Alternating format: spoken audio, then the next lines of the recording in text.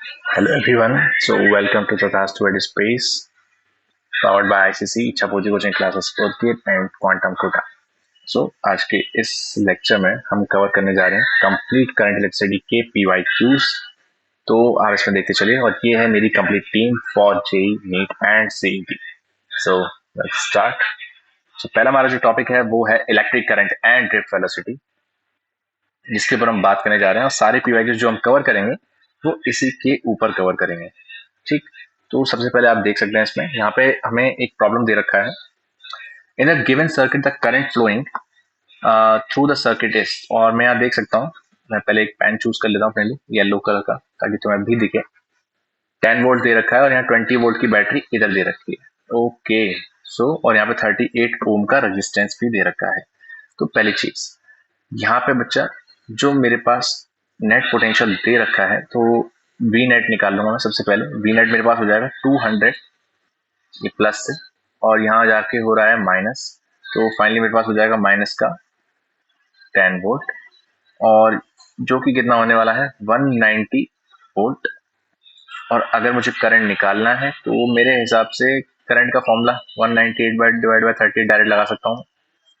ठीक, और ये इसमें से कितनी बार जाएगा, क्यों कंफ्यूज मत होना, इसके लिए मैंने क्यों लगाया. आई इज इक्वल टू होता है V by R from Ohm's law, और 38 डिवाइड बाय कितनी बार जाएगा, it will again 5 times. So I think this is the 5 ampere of current, right. तो जो करंट की वैल्यू है वो कितनी आई है यहाँ पे 5 एम्पियर. ठीक, हमने सिर्फ नॉर्मल वी नेट निकाल के और सिर्फ ओम्स लॉ लगा के ही हमने इसको क्या कर दिया, सॉल्व कर दिया है. इसमें ऐसा कुछ भी कोई खास ऐसा वेरिएंट नहीं था देखने के लिए, अगर देखा जाए तो ऐसे वाले क्वेश्चंस तो इसमें आते रहेंगे हालांकि. तो नेक्स्ट ऐसे ही क्वेश्चंस के साथ हम आगे बढ़ते हैं. नेक्स्ट जो क्वेश्चन दे रखा है, तो नेक्स्ट क्वेश्चन देखिए. The potential difference VA minus VB between the points A and B in the given figure is, और आपके सामने फिगर भी दे रखा है, तो इसे कैसे हम कर सकते हैं. तो ये देखिए. सो यहाँ पे दे रखा है मुझे VA, ठीक है, और जो कि मैंने अपने बच्चों को सिखा रखा है करंट जो है वो जाता है हमेशा रेजिस्टेंस में positive to negative, higher to lower. तो मैं उसके लिए देखूंगा 2 ओम यानी कि और 2I, तो I की वैल्यू है हमारे पास, चाहो तो पहले इक्वेशन लिख लो, चाहो तो नहीं तो डायरेक्ट वैल्यू लगा लो. तो मैंने लिखा I इंटू 2, ठीक है. करंट की वैल्यू मैं बाद में लगा लूंगा. देन यहाँ पे मेरे पास जो करंट जा रहा है वो पॉजिटिव टू नेगेटिव टर्मिनल पे जा रहा है, मतलब मैं माइनस का 3 वोल्ट भी लिखूंगा. ठीक, 3 वोल्ट ऑफ करंट. और ये फिर से बेटा जो पॉजिटिव टू नेगेटिव हमेशा हम जाते हैं, तो मैंने हमेशा क्या लिखा, माइनस का I, और यहाँ पे रेजिस्टेंस कितना है 1, और ये हो गया बच्चा मेरे पास पोटेंशियल, दैट इज मेरे पास कितना आया पोटेंशियल हमारे पास, which is equals to VB minus का VB, which is all equals to 0, right.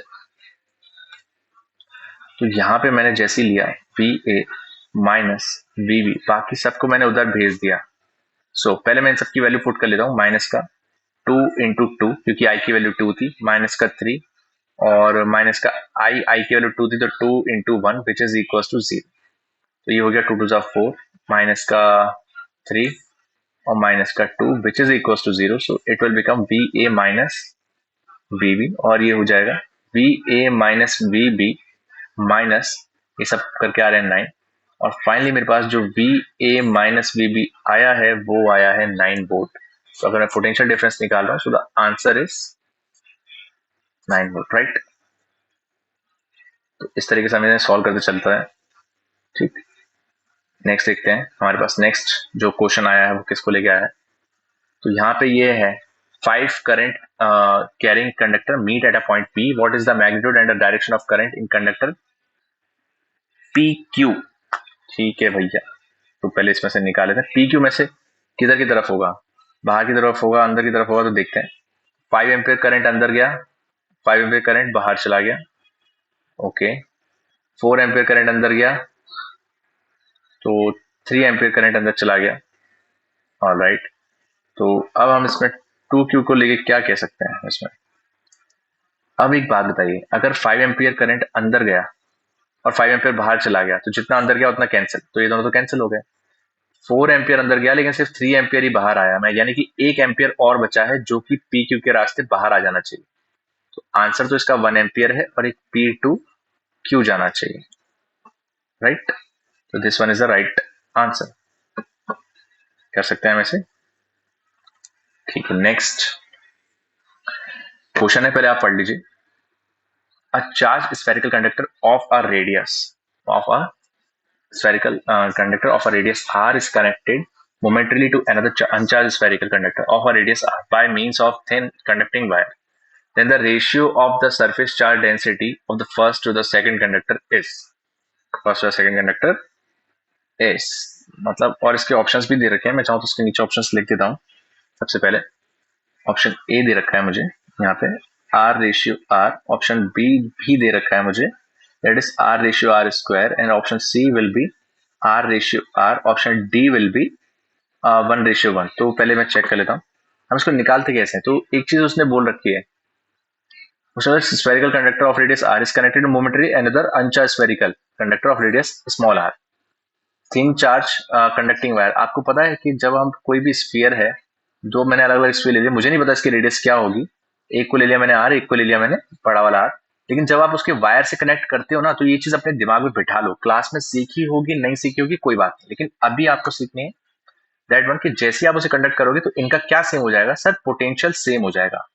Potential क्या हो जाएगा, सेम हो जाएगा। और शायद हमारे बच्चे जानते हैं कि पोटेंशियल का फॉर्मूला होता है K Q one by R which is equal to K Q two by small R, तो के से के कैंसर, राइट। तो मेरे हिसाब से आपके पास बच रहा है Q one upon R which is equal to Q two upon R, right. और मैं एक और चीज जानता हूँ, मैंने अपने बच्चों को सिखाई है, that is surface charge density, क्योंकि उसने सरफेस चार्ज डेंसिटी की बात करी है इसलिए मैं उठा रहा हूँ। सरफेस चार्ज डेंसिटी मैंने अपने बच्चों को सिखाई है, that is charge divide by area, और स्फीयर का एरिया होता है 4 पाई आर स्क्वायर, ऑलराइट। तो यहाँ मैंने ले लिया, और उसका दूसरे वाले का छोटा वाला आर स्क्वायर हो जाएगा जैसा था। तो यहाँ जब मैं दोनों के बारे में ही बात करूंगा तो यहाँ पे मेरे पास सरफेस चार्ज डेंसिटी का बच्चा एक रेशियो आना चाहिए, दैट इज Q1 एंड 4 पाई R1 का sorry R square, and sigma 2 के लिए Q2 4 पाई और छोटे वाले R का स्क्वायर, 4 पाई से 4 पाई कैंसिल, 4 पाई से 4 पाई जो है वो क्या हो जाएगा, कैंसिल हो जाएगा। एंड वन मोर थिंग, यहाँ से मैं एक चीज और निकाल सकता हूँ, मैं निकालना चाहूंगा तो R अपॉन, अगर मैं इस R को यहाँ लेके चला जाऊँ तो R अपॉन R हो जाएगा, जो कि कितने के बराबर हो जाएगा, Q1 अपॉन Q2 के बराबर हो जाएगा। तो अगर मैं यहाँ से सॉल्व करता हूँ sigma 1 upon sigma 2 which is equal to Q1 divide by Q2 into R square divide by R square, Q1 by Q2 को हम लिख सकते हैं R divide by R into R square divide by R square, तो R से एक are cancel, are से एक आर कैंसिल, तो कितना हो जाएगा R divide by R, right. थोड़ा मैं अपनी फोटो यहाँ से हटा लेता हूँ, ये मेरे पास एक राइट आंसर है, ठीक। तो इसका आंसर आना चाहिए छोटा वाला आर डिवाइड बाय बड़ा वाला आर, जो कि है फर्स्ट आंसर, राइट। ऑप्शन आपको दिख रहा है, ठीक है। सेम ऐसे ही हम नेक्स्ट आगे के लिए बढ़ेंगे। ये तो खैर नॉर्मल सा एक प्रॉब्लम था, आई होप आपको ये समझ में आया हो, क्योंकि मैंने बस इसमें क्या करा है, पहले पोटेंशियल बराबर करा है, फिर उनके फिर दोनों की वो बराबर करें, फॉर्मूले मैंने बराबर करें, K Q one upon R equals to K Q R two, और दोनों में के की कैंसिल करके दोनों बराबर करें। फिर यहाँ से मैंने Q one upon Q two की बस वैल्यू निकाली है, इसको मैंने capital R divide by small R करा है। फिर मैंने सरफेस चार्ज डेंसिटी की बात भी करी है यहाँ पे, that is Q by area, Q by 4 pi R square. तो सिग्मा 1 को मैंने लिखा है Q one upon 4 pi R square, और Q2 को लिखा है, मतलब सिग्मा 2 को लिखा है Q2 बाय 4 पाई छोटा वाला आर स्क्वायर, 4 पाई सब कैंसिल करके आगे मेरे पास ये इक्वेशन बनी, और Q1 बाय Q2 की वैल्यू जो यहाँ निकाली थी वो मैंने पुट करी ताकि कुछ कैंसिल वैंसिल हो सके और फाइनल आंसर आ सके। तो जो रेशियो उसने मांगा था सर्फेस चार्ज डेंसिटी का वो मैंने उसे दिया है ना। एक और चीज यहाँ पे दे रखी है, in the given circuit if D I by D T is equal to -1 ampere second, 1 ampere पर सेकेंड, ठीक है। तो यूनिट से ही पता चल रहा है एम्पियर पर सेकेंड मतलब D I by D T ही दे रखा है, ठीक है।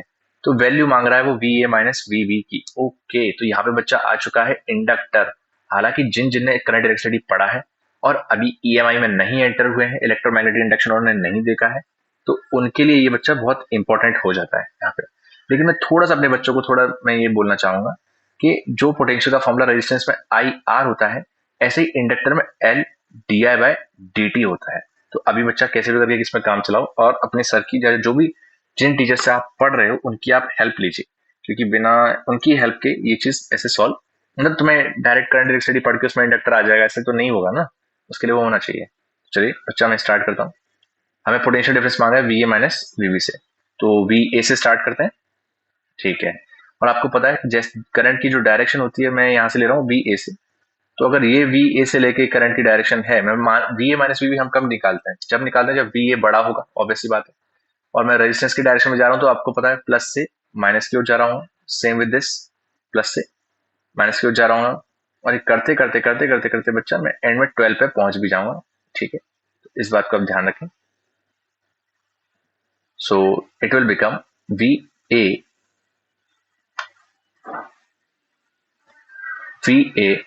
माइनस,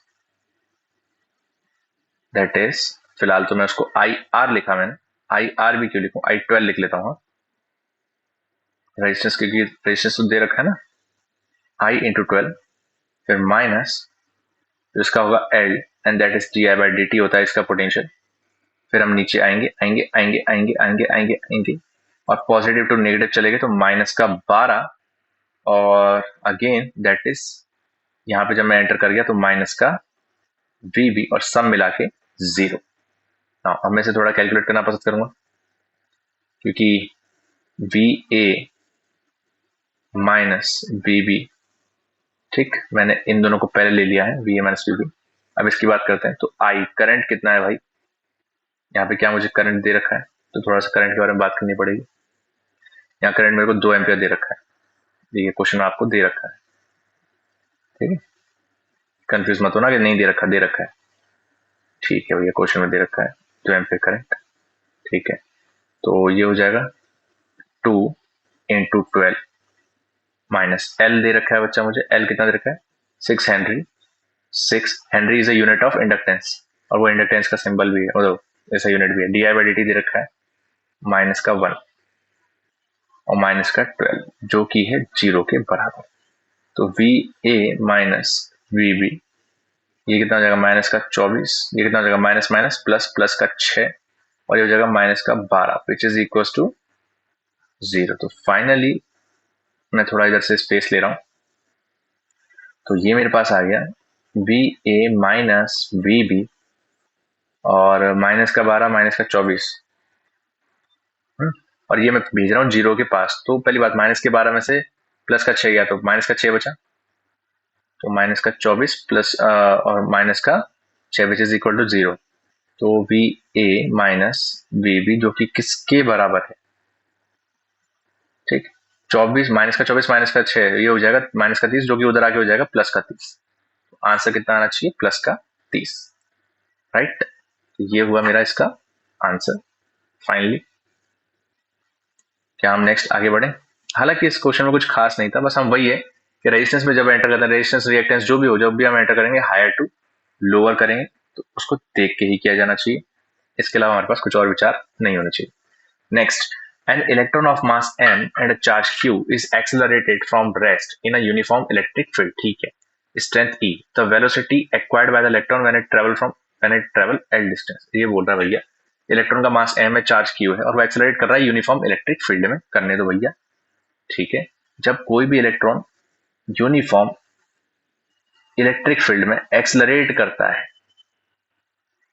तो उस पर एक फोर्स लगता है, that is F is equal to Q into E, और एक फोर्स और लगता है that is father equal to मतलब F is equal to N। क्या मैं दोनों को बाहर आमने सामने लेके आना चाहता हूँ, क्योंकि उसने बोला एक्सेलरेट कर रहा है मतलब इलेक्ट्रिक फील्ड की वजह से एक्सेलरेट कर रहा है, इलेक्ट्रिक फील्ड की वजह से एक्सेलरेट कर रहा है, मतलब दोनों फोर्स आपस में कहीं ना कहीं बराबर होंगे। यहाँ से एक्सेलरेशन की मैं वैल्यू निकालूंगा, that is QE by M, right. ये मेरी एक्सेलरेशन की वैल्यू आई, ठीक है।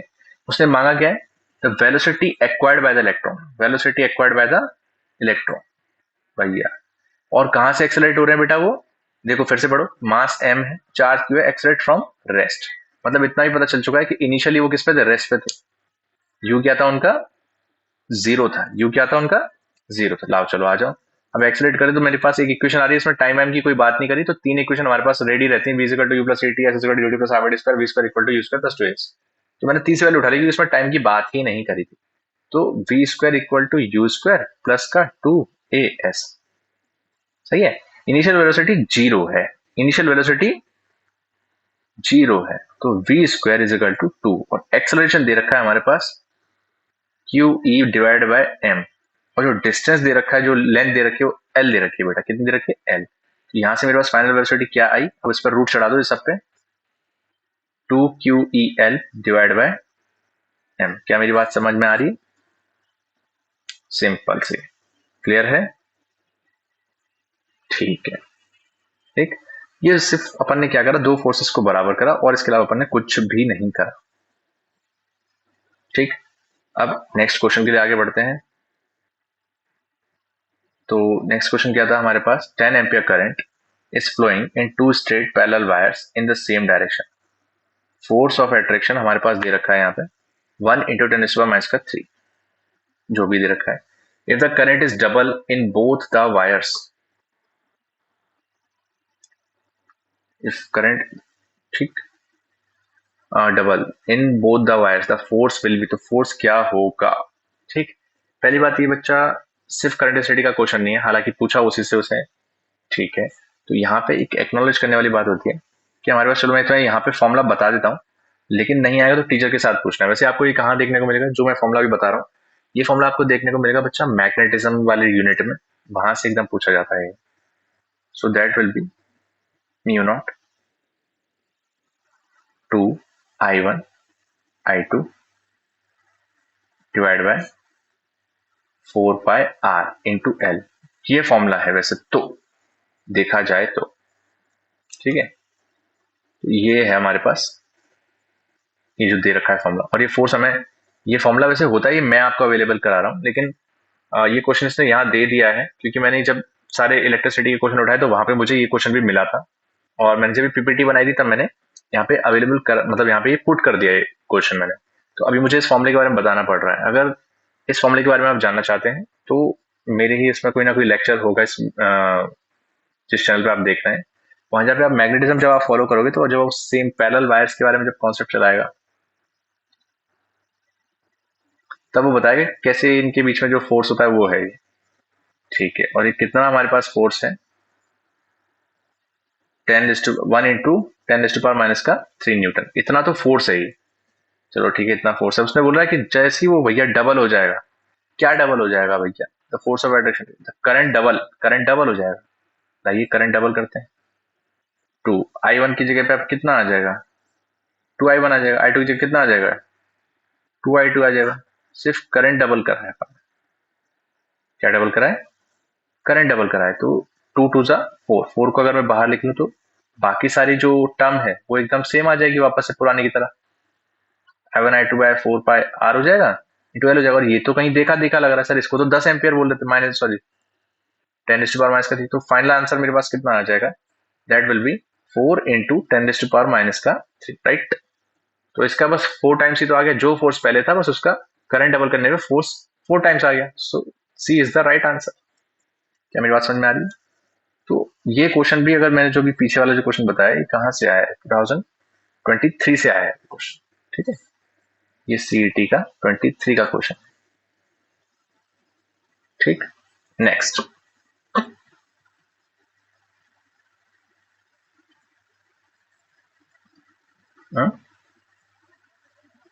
Now, the current associated with an electron of a charge E moving in a circular orbit of a radius r with a speed v around a positively charged nucleus will given by, ठीक है भैया, देख ये क्या बोल रहा है? ये पॉजिटिव चार्ज इलेक्ट्रॉन इसके आसपास आसपास घूम रहा है, तो करंट पूछ रहा है। करंट का फॉर्मूला क्या होता है? सर चार्ज बटा टाइम होता है। अरे टाइम कैसे निकाल के देंगे? देखो बच्चा, हमारे पास एक फॉर्मूला होता है वेलोसिटी का। वेलोसिटी का फॉर्मूला होता है डिस्प्लेसमेंट या डिस्टेंस। डिस्टेंस अभी स्पीड को लेके बात कर रहे हैं तो डिस्टेंस अपॉन टाइम। तो डिस्टेंस कितना होता है जब एक बार सर्कल में घूम लेगा किसी रेडियस आर पे? 2πr, और यहाँ पे टाइम हो जाएगा टाइम टी, वेलोसिटी। तो अगर टाइम टी निकालोगे, मतलब टाइम टी की बात कर रहे हो, बड़ा वाला टी लेता हूँ यहाँ पे, बड़ा वाला टी है, तो वो हो जाएगा 2πr डिवाइड बाई वी। तो अच्छा पहली बात, और घूम कौन रहा है? इलेक्ट्रॉन घूम रहा है। क्या घूम रहा है? Electron. Electron divide by time, time कितना है? 2πr/v कहाँ चला जाएगा, ऊपर, कितना हो जाएगा E/v/2πr। ऐसा अगर कोई भी आपको फॉर्मूला दिख रहा है, खट लगे से पहले टिक लगाइए, EV/2πr, EV/2πr। Fourth is the right option, fourth is the right option, मुझे ऐसा लगता है। ठीक, ये भी अच्छा खासा 2022 का सवाल था सीईटी का, मैं आपको सारे लिख देता हूँ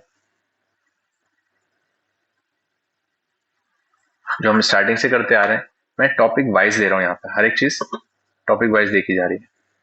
ठीक, ये कुछ अलग सा टाइप का सवाल है, ये सच में इसका यहाँ पे कोई रिलेशन है क्या, अगर देखा जाए तो इसका रिलेशन सीईटी में कहीं भी नहीं। ठीक है, तो इस क्वेश्चन को ध्यान से हटाया जाना चाहिए क्योंकि ये गलती से लग गया है यहाँ पे बच्चा।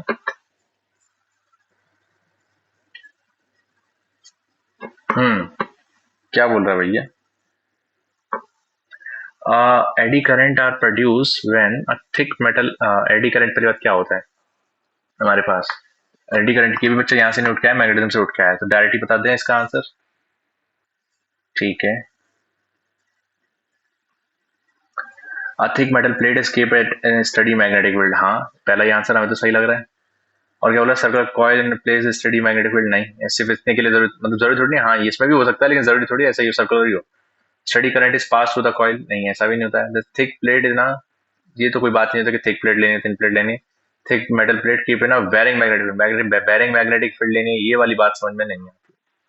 ठीक है, ए इज द राइट आंसर। ठीक है, बेरिंग मैग्नेटिक फील्ड में नहीं, फोर्थ राइट आंसर है भाई इसका, गलत हो गया। ठीक है, हमारे साथ ही किसमें होनी चाहिए, बेरिंग मैग्नेटिक फील्ड में होना चाहिए, स्टडी मैग्नेटिक फील्ड में नहीं, मैक्सिमम पर निकलेगा, बार बार उसके अंदर चेंज आएगा, मैग्नेटिक फील्ड वेरी करेगी तो उसके अंदर ईएमएफ जनरेट होगा और उसकी वजह से ऐसा एडी करंट प्रोड्यूस भी होगा। थोड़ा मैं भी गलत चला गया। ना, जो भी अब हमारे पास रहेंगे क्वेश्चंस वो किससे रहेंगे, रेजिस्टेंस से रहेंगे बच्चा। ठीक, सो चलो स्टार्ट करते हैं ये करके। हाँ भाई, तो by increasing the temperature the specific resistance of the conductor and semi-conductor respectively, temperature increase होने पे जो स्पेसिफिक रेजिस्टेंस होता है कंडक्टर का तो बढ़ता है और सेमी कंडक्टर का कम होता है, तो इंक्रीज इसके लिए तो इंक्रीज, इसके लिए डिक्रीज होना चाहिए। इंक्रीज इंक्रीज है, डिक्रीज डिक्रीज है, इंक्रीज डिक्रीज है, डिक्रीज इंक्रीज है, नहीं इंक्रीज और डिक्रीज। ठीक, चलो स्टार्टिंग तो छोटे थ्योरेटिकल क्वेश्चन चाहिए। Next, 10 meter long wire of a resistance 20 ohm is connected in the series with the battery of EMF 3 volt। इसका जो इंटरनल रेजिस्टेंस है बच्चा वो कैसा है, नेग्लिजिबल है। And the resistance of 10 ohm the potential gradient पूछा है उसने। पोटेंशियल ग्रेडियंट जानते हो किसे कहते हैं, पोटेंशियल ग्रेडियंट इलेक्ट्रिक फील्ड को ही कहते हैं वैसे तो, पोटेंशियल ग्रेडियंट। तो पहले देख लेते हैं आर नेट कितना दे रखा है, यहाँ 2 आर दे रखे हैं, तो आर नेट हो जाएगा बच्चा मेरे पास 20 ओम प्लस 10 ओम मिला के हो जाएगा 30 ओम। ठीक है, अब यहाँ पे पोटेंशियल भी दे रखा है, देखिए पोटेंशियल दे रखा है। सबसे पहले हम करंट निकालेंगे, करंट का फॉर्मूला क्या होता है, ओम्स लॉ से निकालिए sir, V is equal to होता है आई आर, तो आई कितना हो जाएगा V बाय आर। पोटेंशियल कितना दे रखा है 3 वोल्ट, देखो ये दे रखा है 3 वोल्ट, और रेजिस्टेंस जो अपन ने टोटल निकाला दैट इज 30, तो ये कितना हो जाएगा 1/10 ओम, 1/10 10 ओम कह लो या फिर 0.1, sorry not ohm it's ampere, current निकाले ना अपन तो। ठीक है, तो कितना हो जाएगा एम्पियर, यानी 0.1 एम्पियर। ठीक है, और लो, और ये तो हमारे पास बेटा करंट आ गया, क्या आ गया करंट। अब इसने मांग क्या, ये तो हमारे पास करंट था, potential gradient along the wire is. ठीक है, तो लिख लेते हैं पहले, potential through the wire, potential through the wire, वहां पे तो बच्चा हमारे पास क्या लगाना है, V is equal to I R ही लगाना पड़ेगा। तो आई तो है हमारे पास 0.1 एम्पियर, और जो वायर का पोटेंशियल था, long wire of resistance, wire का रेजिस्टेंस कितना था 20, तो कितना हो जाएगा हमारे पास 2 वोल्ट। ठीक है, अब पोटेंशियल ग्रेडियंट कैसे निकालते हैं, अरे पोटेंशियल ग्रेडियंट मतलब V बाय एल की बात हो रही है, इसको ही बोलते हैं पोटेंशियल ग्रेडियंट। पोटेंशियल ग्रेडियंट, इसी को कहते हैं V बाय L। तो ये 2 वोल्ट की बैटरी, मतलब 2 वोल्ट तो हमारे पास है, लेंथ कितना है 10, 2/10 कितना हो जाएगा 0.2 वोल्ट पर मीटर। और ये कोई और नहीं, जो पोटेंशियल ग्रेडियंट इसी को बेटा क्या और कुछ एक और नाम से जान रहे हैं, that is electric field. Electric field ये कुछ इस तरीके से जानने वाली चीज है, ठीक। हालांकि 2023 का सवाल है, तो अच्छा सवाल है MSTC, ठीक। आई होप आपको एक चीज समझ में आई होगी अच्छे से। नेक्स्ट एक और क्वेश्चन लेते हैं। ये क्या है, एक बार क्वेश्चन पढ़ दीजिए, और जिसको नहीं है एक बार पहले वीडियो पॉज करके पहले खुद से ट्राई करिए, ठीक है। ये क्वेश्चन मैंने आज ही कराया है क्लास में, the voltmeter of resistance. Question नहीं कराया, मतलब कॉन्सेप्ट आज ही पढ़ाया है। The voltmeter of resistance 150 ohm connected across the cell of EMF 3 volt, reading आ रही है 2.5 वोल्ट, ठीक है। What is the difference between 3 volt और 2.5? जो कभी कभार मैंने एक बार बच्चों को सिखाया, जो हमारे वाले बच्चे हैं, मैंने बोला था बच्चा इसमें और इसमें यहाँ पे एक छोटा सा डिफरेंस क्रिएट होता है। ये जो बोला है ना EMF, ये कौन है बेटा 3 वोल्ट है। ये जो रीडिंग आ रही है ना कौन है, ये रीड करा हुआ वोल्टेज, ये बेटा B है यहाँ पे, ठीक। Now next, what is the internal resistance? आज ही मैंने अपने बच्चों को इंटरनल रेजिस्टेंस निकालना सिखाया था, दैट इज R इंटू यहाँ पे है E divide by V minus का 1, ठीक। ये था हमारे पास इंटरनल रेजिस्टेंस। तो रेजिस्टेंस दे रखा है 150,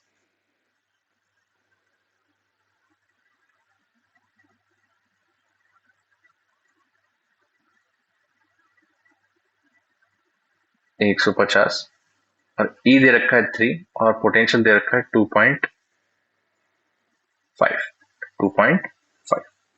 ठीक है, माइनस का 1, ठीक है। अब आप इसे जब सॉल्व करेंगे तो 150 और 3 और इसका एलसीएम लेंगे 3 minus 2.5 and divide by again 2.5, तो मेरे हिसाब से कितना हो जाना चाहिए 150 इंटू 0.5 डिवाइड बाय 2.5, तो 5 ये कितने आ रहे हैं 5 30। तो ये बच्चा हमारे पास इंटरनल रेजिस्टेंस आया बेटा, कितना आया इंटरनल रेजिस्टेंस देख, 30 ओम आ रहा है। कितना आ रहा है 30 ओम, क्या एकदम सही है।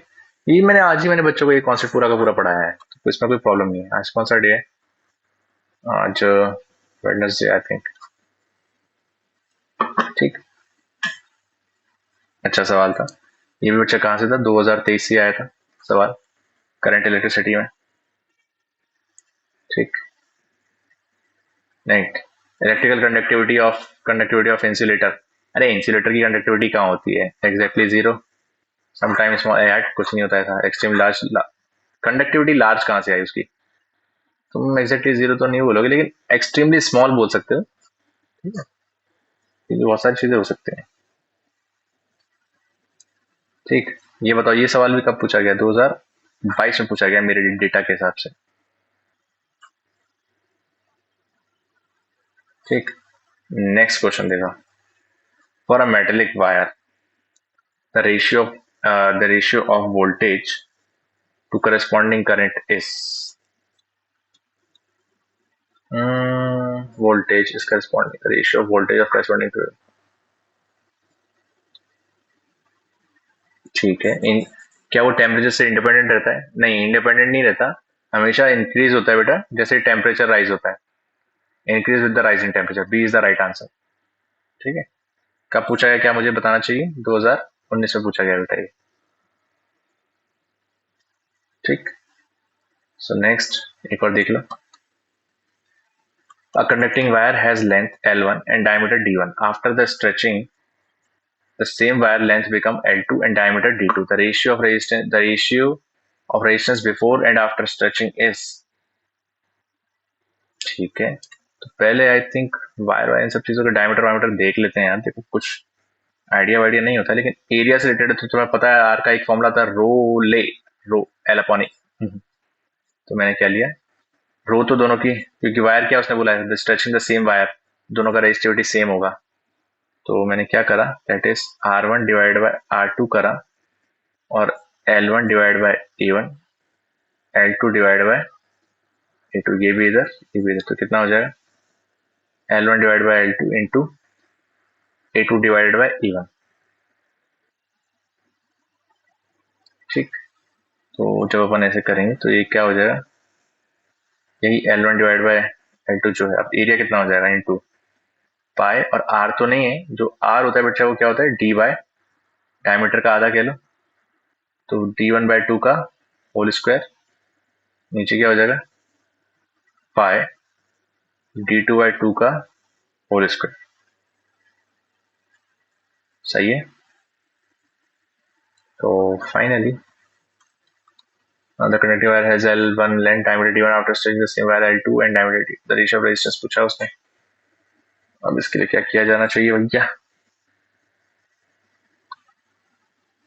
एक और चीज, अच्छा एक चीज और बच्चा, यहाँ पे हम क्या चीज बराबर कर सकते हैं मालूम है, एक चीज बच्चा बराबर होती है, दैट इज वॉल्यूम, क्योंकि हमने after stretching the same wire, यहाँ पे वॉल्यूम बेटा कांस्टेंट होता है। वॉल्यूम क्या होता है, तो वॉल्यूम को मैं क्या लिख सकता हूँ, एरिया इंटू लेंथ। अब एरिया क्या है भाई, पाई D1/2 का whole square into length L1, pi D2 square by 2 into L2, तो यही हो जाएगा, पाई से पाई कैंसिल, 2 से 2 कैंसिल, तो यहाँ पे L1/L2 भी आ सकता है, यहाँ पे D2 का स्क्वायर डिवाइड बाय D1 का स्क्वायर। देखो जरा चेक करो, ये होना चाहिए वैसे तो एक ये भी मैं L1/L2 की जगह पे इस वैल्यू को पुट कर रहा हूँ कहीं ना कहीं, L1/L2।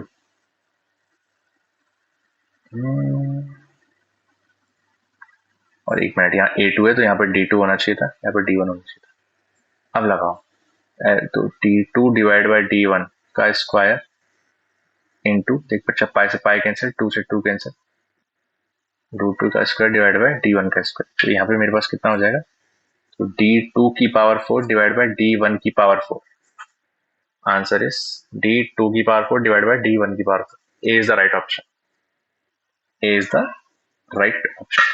आई थिंक आपको समझ में आया हो, वरना फिर से वापस रिवाइंड करके देखना पड़ेगा आपको। नेक्स्ट हमने इसमें इसको इतने ही सेल लिए, अब नेक्स्ट इलेक्ट्रिकल से उसमें कुछ इतने ही क्वेश्चंस लिए, और इसमें हम नेक्स्ट जो हमारा टॉपिक है वो क्या होना चाहिए, दैट इज इलेक्ट्रिक सेल।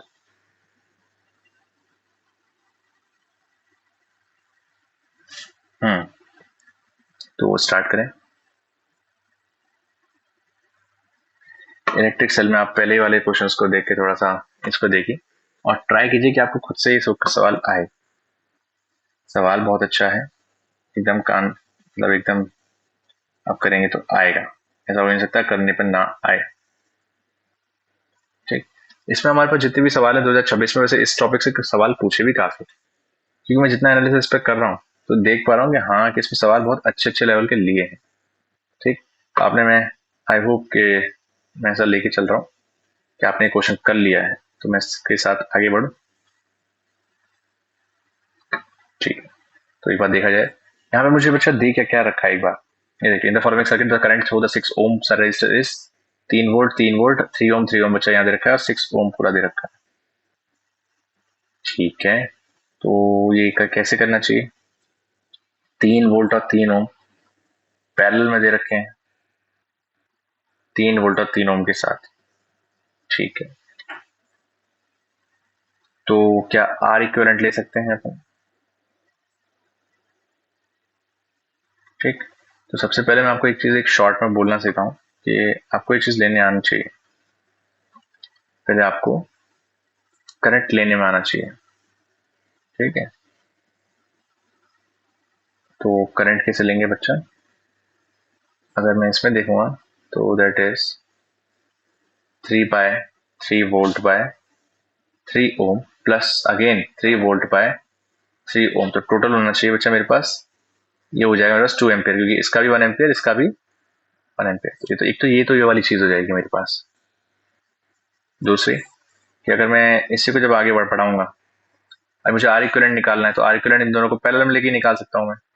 और आपको भी पता है जब 1/r इक्विवेलेंट निकालते हैं तो 1/3 प्लस 1/3, तो आर आर इक्विवेलेंट बेटा कितना आ गया, that is 2/3, it will become 3/2, right. ये आर इक्विवेलेंट आ गया मेरे पास। तो यहाँ से मेरे पास v इक्विवेलेंट कितना आएगा, हम्म,